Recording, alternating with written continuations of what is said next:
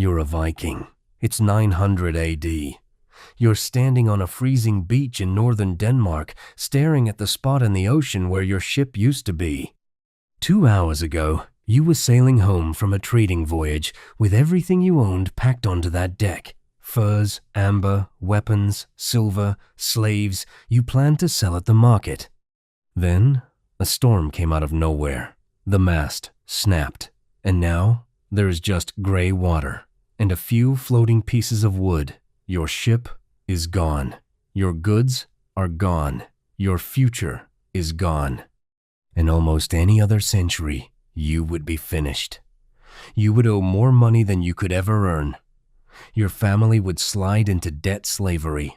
Your name would be a warning that other men used to scare their sons. But this is 900 AD, and you are a Viking, and you are not alone. There is no Coast Guard. There is no salvage company. There is no guy from Geico paddling out in a longboat with a clipboard.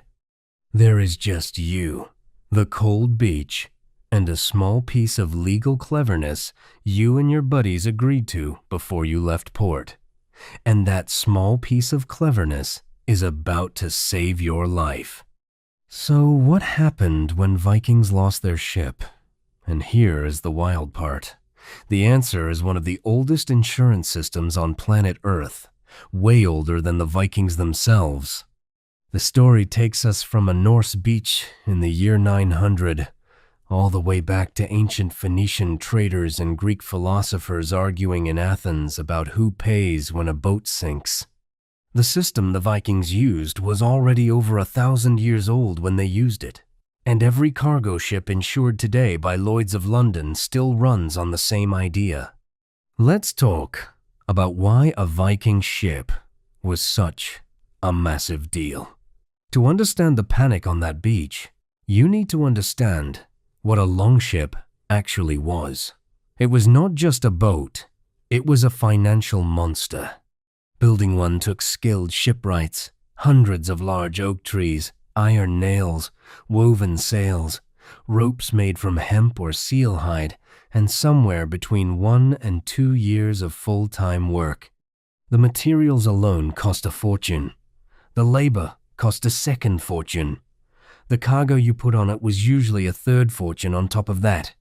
A single Viking trading voyage from Scandinavia down to the Mediterranean could carry the equivalent of decades of farm income. And that was just the cargo.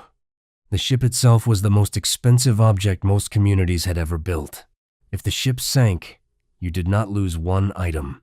You lost the boat, the goods, the investment, the loan, the trip, and often the lives of the men on board. The mental image people have of Vikings tends to involve helmets with horns and dramatic chanting. The economic reality was, those guys were running highly leveraged maritime startups. Honestly, they were basically venture capital with axes. Here is where things get genuinely interesting. The Vikings had a word for this kind of shared business arrangement. They called it the phalag, spelled F-E-L-A-G. A phalag was a partnership. Multiple families, sometimes whole villages, would pool their resources to fund a single ship and a single voyage. Members of the phalag were called phalagi. Each one put in something: money, supplies, men, a portion of the cargo, and critically, each one was bound to share both the profit and the loss. If the voyage succeeded, everybody got a slice of the trading profit, scaled to how much they had put in. If the voyage failed, the loss was also split across all the phalagi. No single family lost everything. The pain was distributed.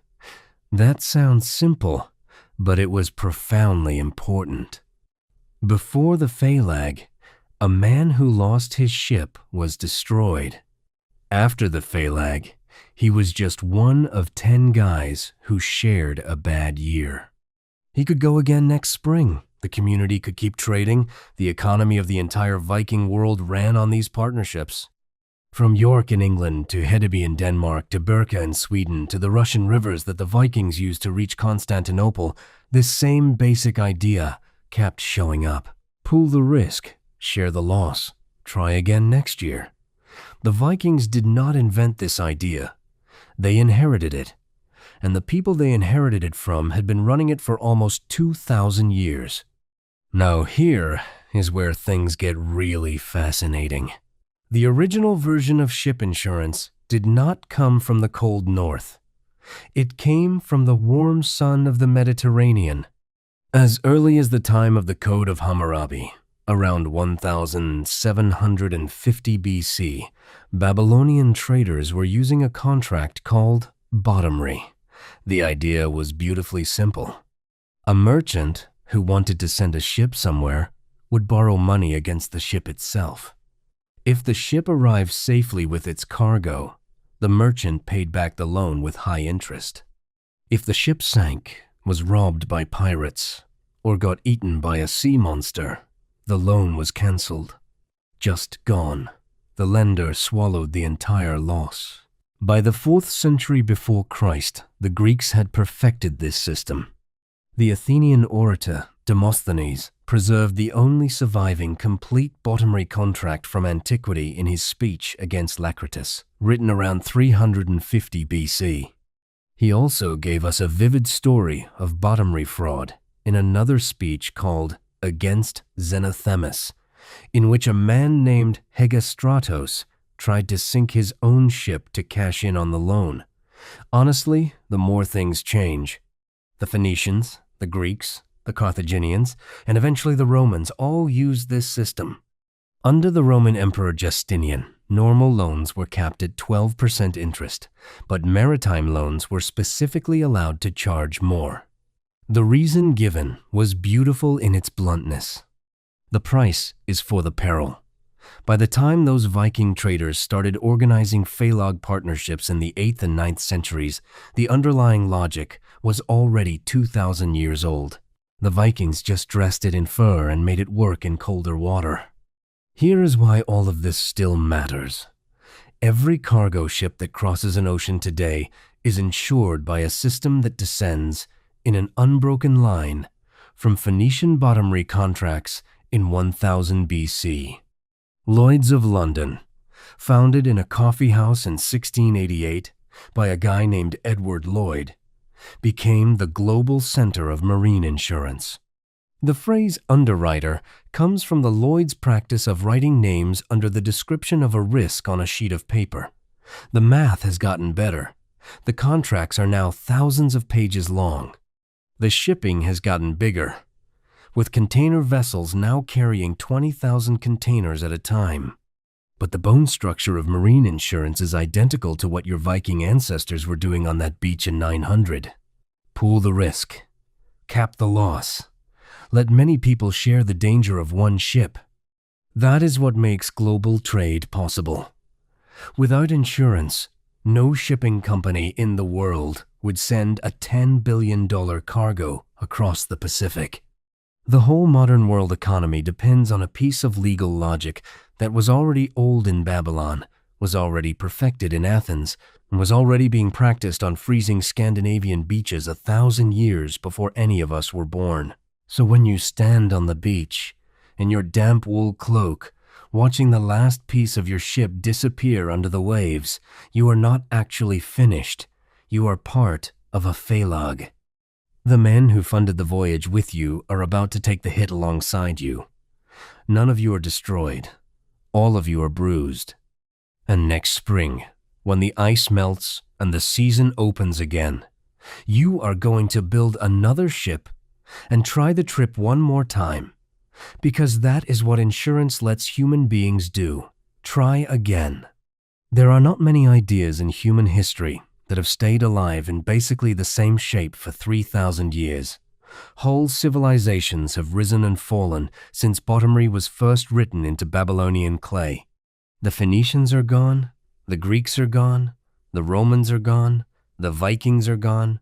Their boats are mostly at the bottom of various oceans. Their gods are not worshipped anymore. Their languages, except in fragments, are not spoken anymore. The ports they built are mostly ruins.